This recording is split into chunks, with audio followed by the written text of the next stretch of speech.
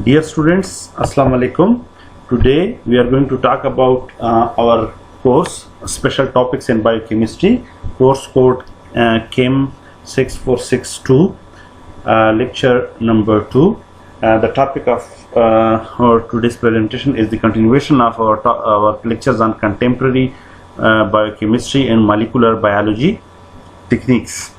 The outline for today's lecture is we will study about what is gel electrophoresis. Then we will talk about how to set up an electrophoresis gel. This will be followed by the different things that we require for conducting electrophoresis. Then we will talk about determining the size of the gel needed. We will talk about how to prepare your gel tray. This will be followed by us talking about making the gel solution, and after that we will talk about how to load your gel. After that we will talk about analyzing your gel. Once the gel is run, electrophoresis is completed, then we will talk about finally how the results can possibly be analyzed. So this is a detailed outline of today's lecture. During the last lecture I told you that I will talk about electrophoresis separately in greater detail. So this is in continuation to what we talked about PCR, and now we are going to talk about detailed gel electrophoresis. So now the first question is electrophoresis or gel electrophoresis. The purpose of electrophoresis is to separate molecules of DNA, RNA or protein. Gel electrophoresis separation is achieved by using a matrix, that is gel, and an electromotive force to propel the molecules through the gel. Electrophoresis involves different things. One is the preparation of gel tray. It shows how the gel tray should be prepared. Then after that, melting the agarose in a buffer solution. The agarose that is taken is weighed and is then after melt in a buffer solution. After this, addition of dye to the molten agarose solution. This can be chosen as an optional thing, because in some cases people put the dye, and in other cases they don't do it. They use some other options, so it is optional. You can do it or you may not. It depends on your priorities of how you look at the how you want to visualize your gel, or how you want to process your gel experiment. Then after pouring the molten agarose into the casting tray with a comb, this is followed by letting the gel solidify, because it takes a while for the gel to complete its reaction and solidify. So the gel is, once the molten agarose is then after casting in the tray, it is let to be solidified, and then submerging the solid gel in buffer solution in the gel box. The solid gel is submerged in the gel box. Then after removing the comb to reveal the wells in the gel. Comb is removed. As a result of that, the wells that are created by the comb are revealed in the gel. And then after, the samples are loaded into the wells, and this is followed by applying the electric current and running the gel. Once the samples are loaded, the current is applied and the gel is run. This is after that finally analyzing the samples separated in the gel. Thus, once the samples are separated in the gel, they are analyzed for their results. Now we have to determine the size of gel that is needed. It depends on your sample, on how much sample we have. So one must first decide what size gel will be run. In general, for a small gel tray, about 50 ml of gel is needed. For a medium gel tray, about 100 ml of gel is needed. For a large gel tray, about 200 ml of gel is needed. So you have to keep this in mind that these are estimates. The volumes will vary with the apparatus used. Now here you can see that this is a small gel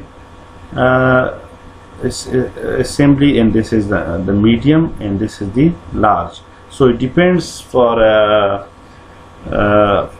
which apparatus you have or which apparatus you will use. So you can almost, for small you can use like 50 ml, for medium you can use like 100 ml, and for large it can be around 200 ml. So it depends on your the needs of your experiment and the different things, how many samples you have, for how much resolution you want, what is the size of your DNA. A lot of things can be the factors that will decide or which type of facility is available in your lab. So it depends on this is a strategic kind of decision that you will have to make, keeping in view the ground realities of your lab. Now preparing your gel tray. To form a mold for the hot liquid gel, the tray must be taped on the open sides. So this is important for it to be taped on the open sides.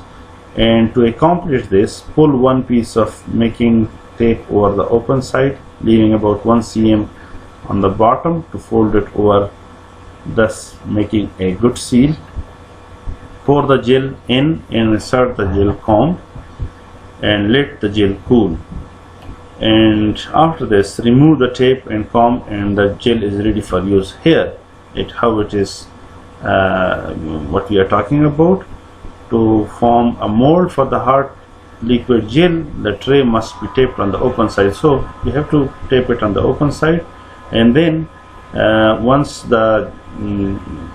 you pour the gel in and insert the gel comb, and the gel get cool, you have to remove the comb, remove the tape and the comb, and the gel will be ready for use. The wells will be created, and you can load your sample onwards.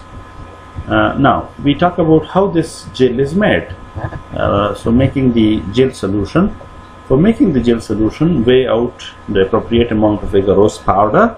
It means how much agarose you have to decide how much agarose powder you require. For example, if you have to prepare 100 ml of 1.6% agarose solution, you will need around about 1.6 grams of agarose. Now pour the agarose powder into a Erlenmeyer flask. The flask should be at least 2 times the volume needed to avoid boiling or when the solution is heated. For example, 100 ml of gel solution will be made in a 250 ml flask. So this gives you a rough idea of how much you can how much volume you need and how much flask you will need for making the gel. So now making the gel, this is the agarose powder. This is commercially available. Has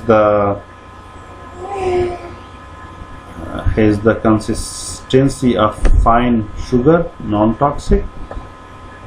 And then weighing out the powder, use a weigh boat and scale. Tear the scale with empty container. Add an appropriate amount of agarose, and then you can weigh it through this digital balance. Here is the powder, here is the empty container, here is the container which is stirred, means brought to 0, and then you put the gel from here and you weigh according to the protocol or according to the needs that you have. So all this is about the requirement of weighing the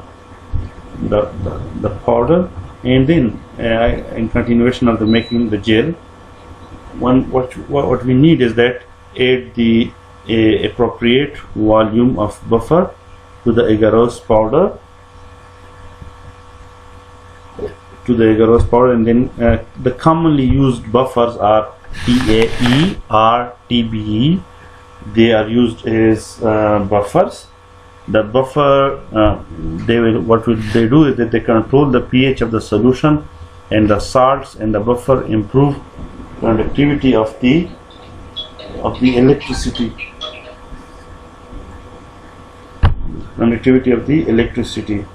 So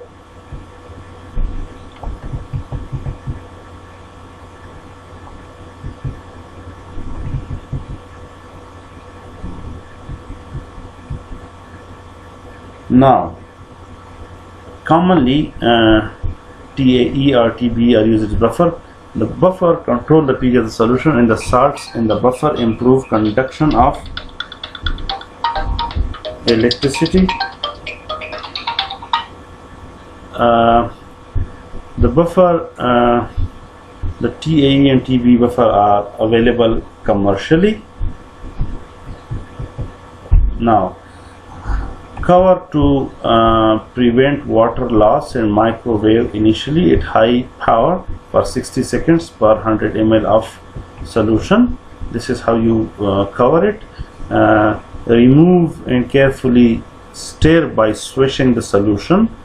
The solution may be superheated to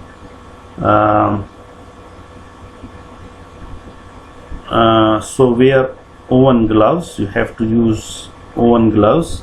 Return solution to the microwave and keep heating and swishing for 30-second intervals until all the agarose powder has dissolved. So the purpose of this exercise is basically to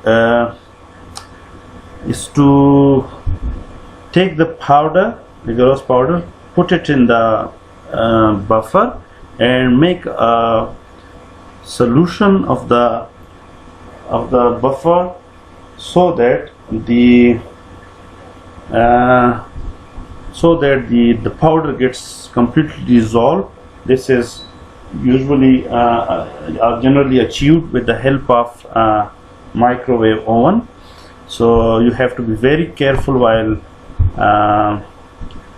handling this sample, because generally it results in overheating of the sample, and this can be harmful to the hands. So this is why you have to use this special type of gloves to hold this. Now, is that the tricky thing is pouring the gel. You can't just take the very hot solution and put it on the gel, and you can't allow it to completely cool. So what you have to do is that after the gel has cooled to around about 60 degrees C, and before it starts setting, the gel solution must be poured into the prepared gel tray. So pour slowly to ensure no bubbles form. Pour until the comb teeth are at least 50% covered by the gel, and this is how it is poured. You can see when it reaches to around 60 degrees C, that is poured into the gel. So don't let it be too cool, and don't put it when it is super hot, because then it can burn the tray, or it can harm it if you put the super hot gel into the tray. So it has to be cooled until a certain extent, like 60 degrees C, and then you pour it. removing bubbles that forms, it is very important. If a few bubbles form, use a disposable pipette tip to move the bubble to one side of the gel tray. Keep the bubbles away from the middle of the gel and the comb. Why removing the bubbles is so important, or bubbles should be taken care of? Because bubbles have the ability to interfere with DNA progressing evenly through the gel. So bubble can has the potential of interfering. So let the gel sit until it becomes opaque, and this is how the bubble looks like. This is the disposable tip, so you can use that to try to remove the bubble, because removing the bubble will help to avoid the interference that bubble can do with DNA progressing with the samples processing. Now, placing the gel tray into the tray box,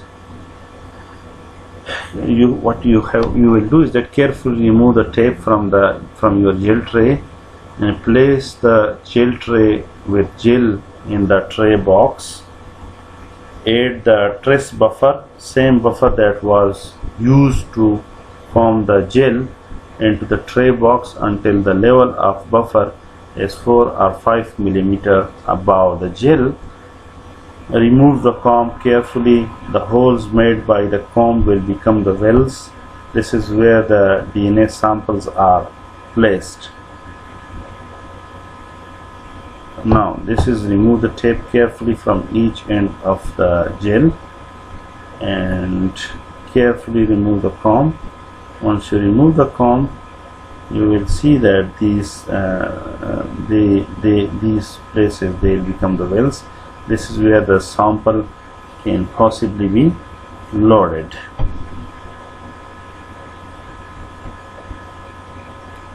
Now, on the other hand, preparing the DNA samples is very important. To properly run a gel, one must add a loading buffer to the samples before they are placed into the wells. The purpose of the loading buffer is threefold: to track the progress of the electrophoresis. This is one of the purpose. To make it easier to load the wells. Add to the density of the DNA sample, so the solution will sit in the well. So these are some of the purposes for preparing the DNA samples. Now you also have to decide on the sample order and take note of this in lab notebook. This is very important, because once you load the samples, you don't know if you haven't make note of the order. So you have to be very careful about this thing. So this is important.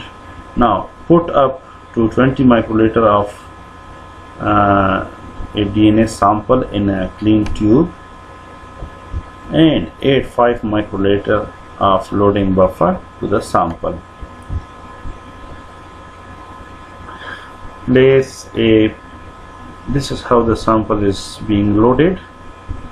Place a piece of black paper under the tray box to help visualize the wells.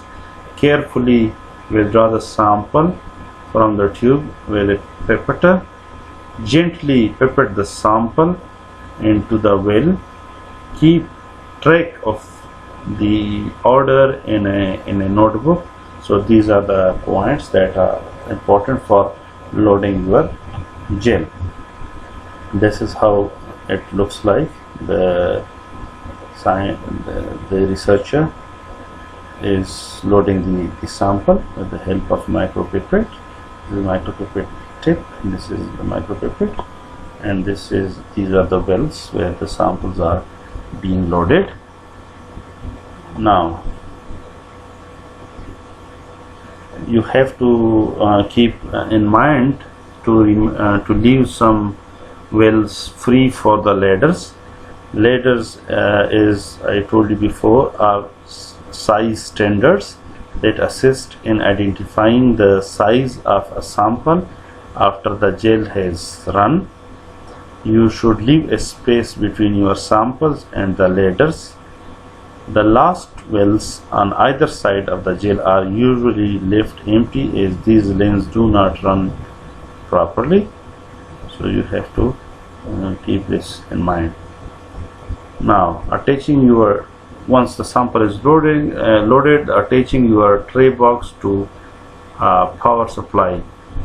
This is the samples loaded, and this is the power supply system. Place cover on the tray box and attach the electrodes. Remember, DNA runs to red. The electrode near the wells attaches to the negative terminal, cathode, and the other electrode attached to the positive terminal, anode. Once the wires are attached, turn on the voltage. As a general rule, 5 volts per centimeter distance between electrodes on the tank should be kept. Now, in part 2, in general, up to 100 volts is used for a small gel and up to 200 volts for a medium gel. If current is running from the cathode to the anode, tiny bubbles can be seen rising through the buffer solution from both the cathode and anode. Now you have to keep in mind that never stick fingers into gel unless power source is off. Electrocution hazard. This has to be kept in mind. Run the gel until the loading die has run at least halfway down the gel for good resolution of the samples. Now, the final part of this lecture is analyzing your gel. Now, for instance, you have successfully prepared a gel. After that, you have successfully prepared the samples, you have successfully loaded it, you have successfully run a gel electrophoresis experiment. The final phase of doing all this is analyzing your gel. So for analyzing your gel, what you have to do is that you turn off the power supply. This is the first thing. Then you have to disconnect the wires. The power supply is off and the wires are disconnected. Then you have to remove the gel tray with the gel from the tray box. After you remove the gel tray with gel from the tray box, then you have to stain the gel with a dye that will bind to DNA. So different types of DNA staining techniques are available. So you can use any size DNA fragments using your DNA ladder. Now this is how, for instance, this is the ladder, this is the another ladder. Now we know these ladder are basically standards, and they can be used to talk about or to understand the size of the DNA samples that we run. These are the samples. Now because the different bands on the ladder, their size is known to us, so we can compare and we can talk about what is the exact size of the DNA samples that we have in our samples. So this is how, through the process of gel electrophoresis, one can visualize the success of a PCR reaction, and also we can know about the the size of the different bands, the size of the different DNA samples that we have. They can be visualized and they can be compared with that of ladder, and this gives us an idea of what their size is. So this is all about gel electrophoresis. If you have any question, please let me know. I will be very happy to answer your question. Thank you for watching. See you in the next